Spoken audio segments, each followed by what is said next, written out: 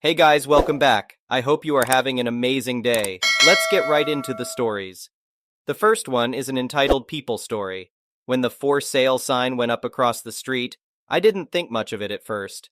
Houses in our quiet suburban neighborhood don't come on the market too often, so I figured it was just a normal family moving on to bigger and better things. Boy, was I wrong. The new neighbors turned out to be a nightmare from the moment they moved in. It started small. This woman who I'll call Karen complaining about where I parked on the street, or telling me to keep it down if I was working in the garage with the door open. I tried to be polite and accommodate her requests at first, even though they seemed pretty unreasonable. After a few months of living there, Karen started getting more and more demanding. She would bang on my door at all hours, complaining about my dogs barking when they were just playing in the backyard. She left nasty notes on my car about leaving for work too early in the morning. She even called the homeowners associations on me just because my grass was slightly too long when I went on vacation. I started avoiding Karen as much as possible. I felt like I was walking on eggshells in my own home, worried she would flip out over the smallest thing. My neighbors on the other side said they were having issues with her too. We swapped Karen horror stories and tried to ignore her increasing crazy behavior. The breaking point came on a Saturday afternoon when I was grilling burgers in my backyard. Karen stormed over to my fence and started yelling at me to turn the music down. I politely explained that I didn't have any music on, just enjoying the nice weather. This set her off even more, screaming about how inconsiderate I was, and how I was ruining her son's weekend with my loud behavior. That's when she dropped the big bombshell. Her son deserved to have a huge in-ground pool built on my property so he could enjoy his weekends. She informed me that I would need to sell her my house immediately so they could tear it down and build the pool. I was so shocked I didn't even know how to respond at first. Was this woman seriously demanding I sell her my house so she could build a pool? The audacity was unbelievable. Once I composed myself, I told Karen in no uncertain terms that my house was absolutely not for sale. She kept ranting about how her son needed a pool and no other yard in the neighborhood was big enough. I finally had to go inside and lock the door just to get away from her. Over the next few weeks, the harassment escalated. Karen showed up at my door several more times demanding I sell to her. She had flyers printed up that she put on all my neighbors' doors saying I refused to sell to her poor son. She even had a petition going around claiming I was blocking necessary neighborhood improvements by not allowing the pool construction. I started keeping records of all Karen's antics and made copies of the crazy flyers. I wasn't sure if I would need evidence to get a restraining order, but her behavior was really frightening. The final straw came when I arrived home after work one day to find Karen in my backyard with a survey team, staking out where she wanted the pool built. I immediately called the police while ordering the men off my property.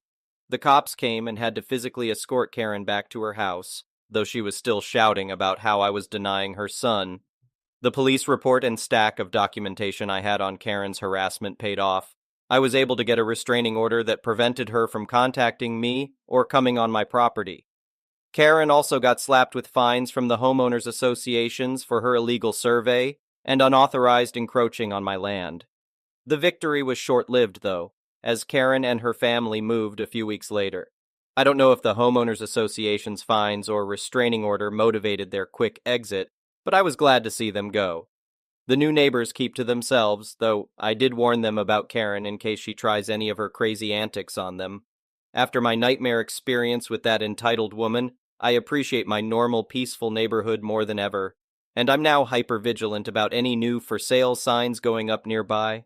The next one is a pro-revenge story. Several years ago, my friend, we'll call him Boris, and I would always help each other with spring cleanup for our properties. This included removing damaged trees, preparing garden plots, and taking care of our weed-infested yards. I was going to be the first on the cleanup detail, so I prepared tools and implements the Friday before the big cleanup was to happen.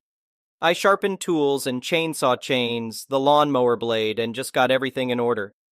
Among those tasks was mixing oil with 2-cycle oil. I finished up kind of late and generally put things away for the next day.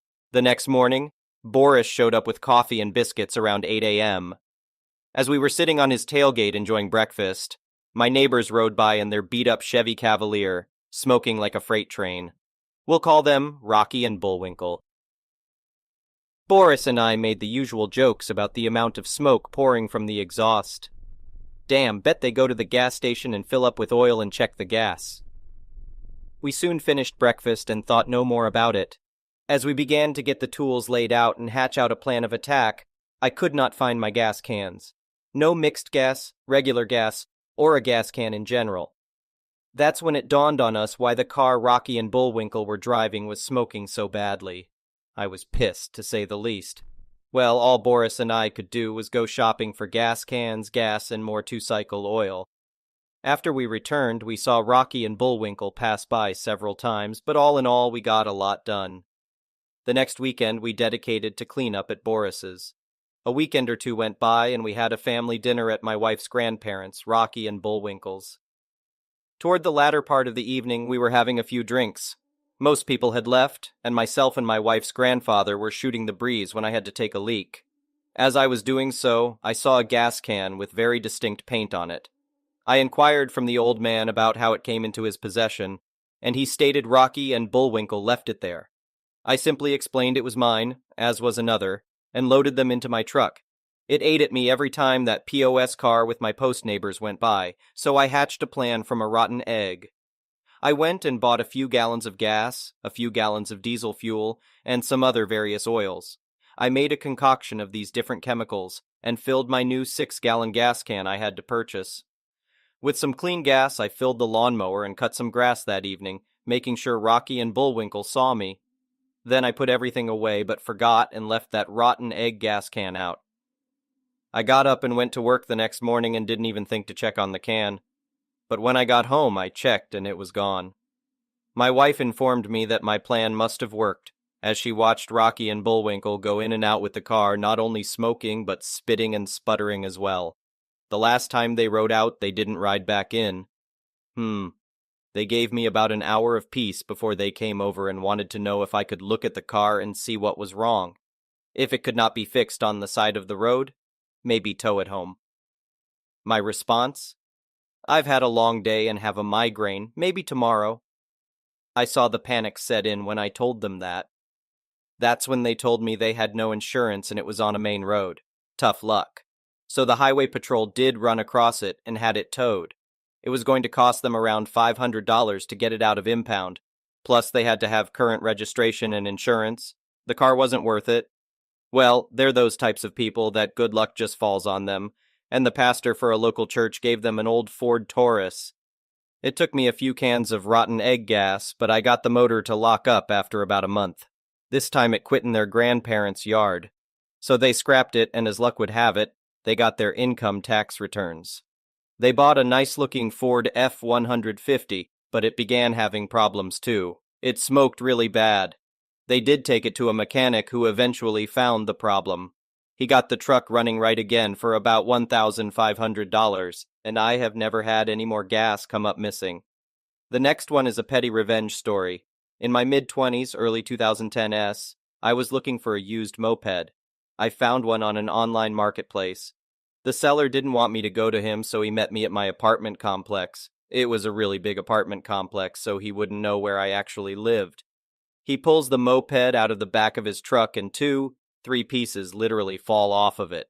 It had a flat tire, so I couldn't test ride it. At that point, I'm out. He starts yelling at me about how I'm a time waster and how I should pay for his gas. I tell him off as I'm walking away, and that was that. Except he kept calling and texting me talking crap. I gotta admit, it got quite juvenile between us. Part of me was like, just block this fool and be done. But the petty part of me kind of liked watching him squirm because I was dropping rhetorical elbows on him.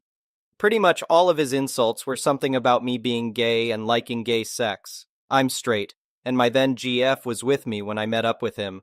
So after a while I start feeding into it, except I turned it around about his mom being a dude and me being her top. I told you, very sophomoric and depraved. Think like South Park type of dialogue. After a particularly brutal exchange, he stopped and I thought it might finally be over. The next day, mid-afternoon, my phone starts blowing up. When I say blowing up, I mean like I was getting so many calls that every time I answered one, I'd have multiple missed calls and voicemails and text messages as soon as I got off.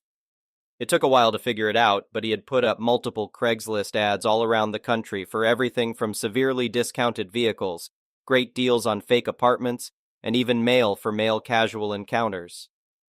My phone was literally unusable. Could not dial it because of constant incoming calls, texts, and quite a few dick pics. I had to borrow my girlfriend's phone to file a police report so they could get him to stop. After a little time, the cop calls me back with him on the line, and he basically gets us both to say we'll stop, like a couple of kids getting a warning from an elementary teacher or something.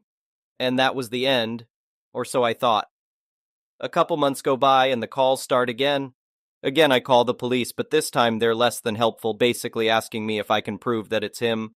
I thought I might need to take legal action to get it to stop, so I requested a copy of the police report. The copy they sent me included his address by mistake. Should have been redacted. Booyah! That Friday night I posted a ton of fake Craigslist ads from a burner account about giving away tons of household items, bikes, kids' stuff, clothes, furniture, appliances, you name it. The ads had a story about moving out of the country and needing it all gone ASAP. I put his address in the ads and said I'd be putting everything on the driveway at 5:30 a.m. sharp Saturday morning, and if the item they wanted wasn't out yet, to knock on the door. He only lived about 20 minutes away from me, and I couldn't miss this show, so I got to his house and parked about a block up at 5 a.m. on the dot. Took the ads down to cover my tracks, and just waited for people to start showing up. It was like Black Friday on steroids.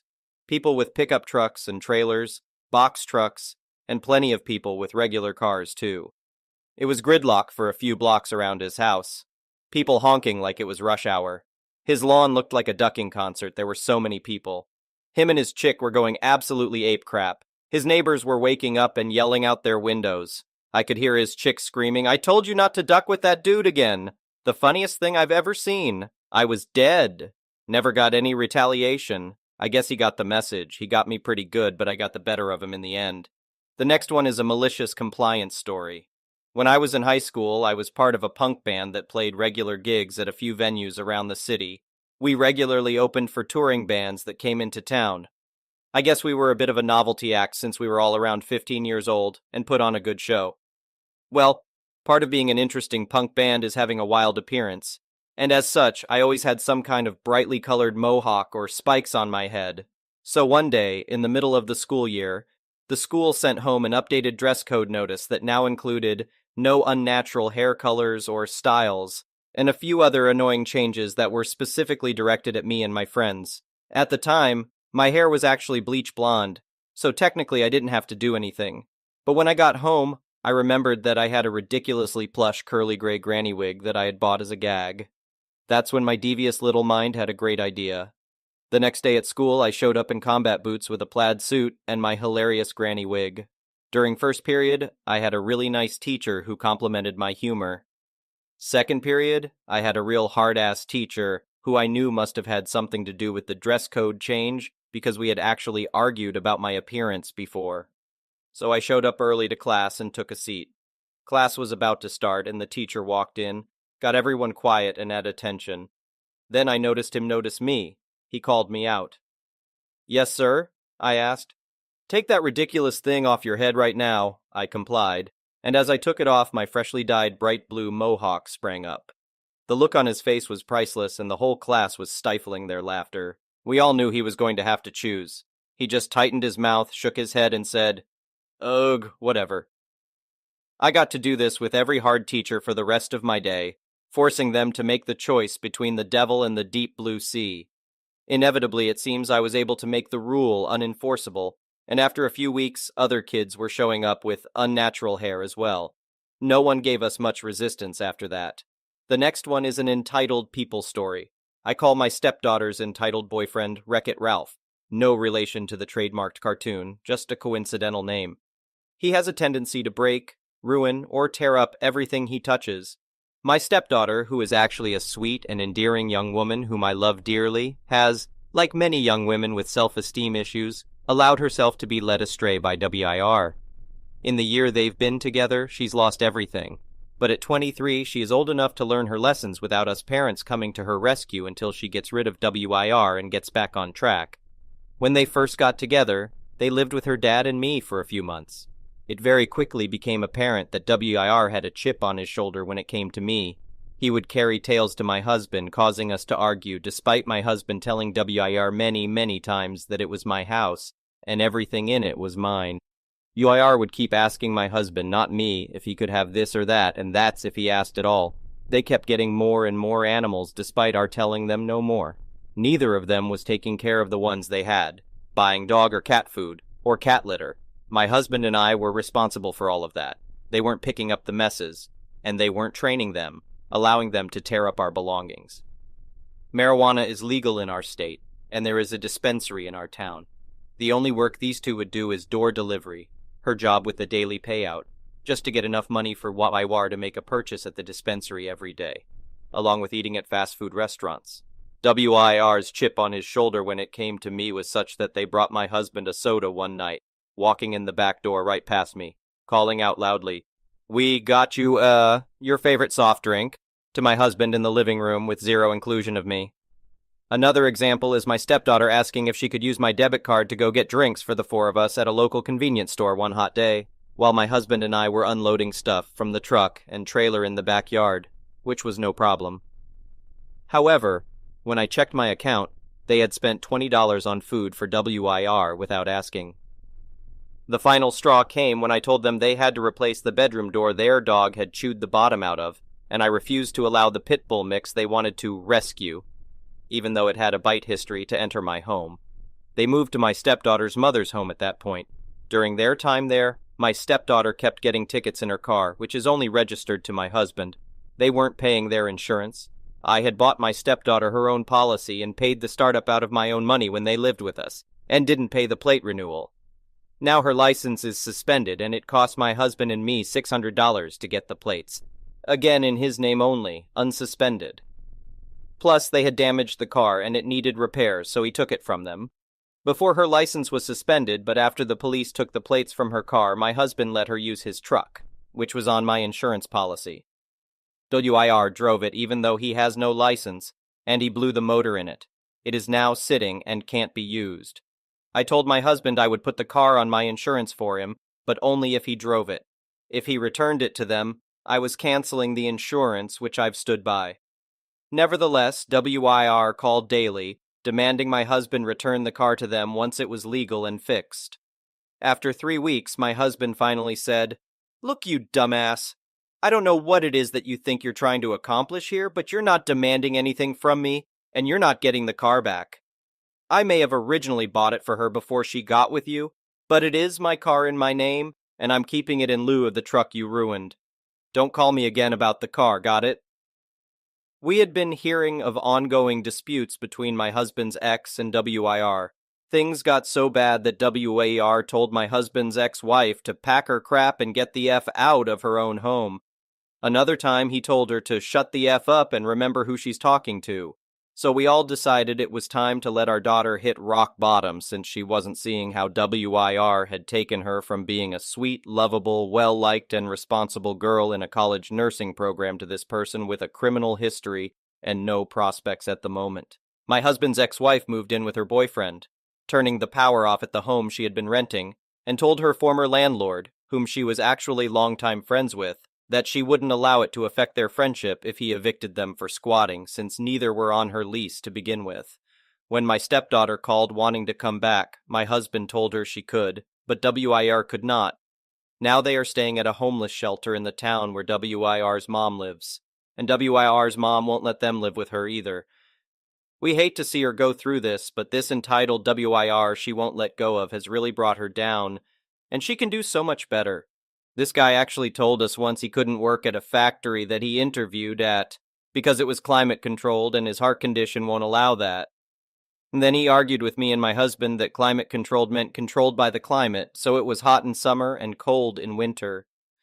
We haven't seen him hold a job or do anything useful and productive since they've been together, just demanding from and using the people who love the girl he's become a Klingon to. The next one is an entitled parent story. One of my pet rats suddenly became very ill. I rushed to the vet's on public transport with another rat in the carrier to keep him company. The ill rat was admitted to the hospital overnight, and the outlook is not good. It's likely he will need to be euthanized. I was very upset when I got back on the train, and as I got on, a mother and daughter, around 5 years old, gasped in delight at seeing a pet in a carrier. I started ugly crying when I sat down and clutched the carrier. The mother and daughter sat next to me, and the mother joyfully encouraged her daughter to ask me what pet I had. I started crying harder and said, "I'm sorry, I'm not in the mood to chat. I will need to have an animal euthanized. You can have a look at my rat if you want." I turned away, put the carrier on the seat next to me, and cried more. A few seconds later, the woman encouraged her child to open the carrier to play with my rat. Okay, he's a big softy, but the train was stressing him out. I pulled the carrier away and said, "Please don't do that." The woman pulled her daughter back and said loudly and passive-aggressively, "Wasn't that lady rude?" The child started laughing at me. I'm listening to sad music, nose running, openly sobbing, while this woman and her kid insult me. Screw you! Thank you for watching. I would really appreciate it if you could like the video and subscribe to our channel if you haven't already.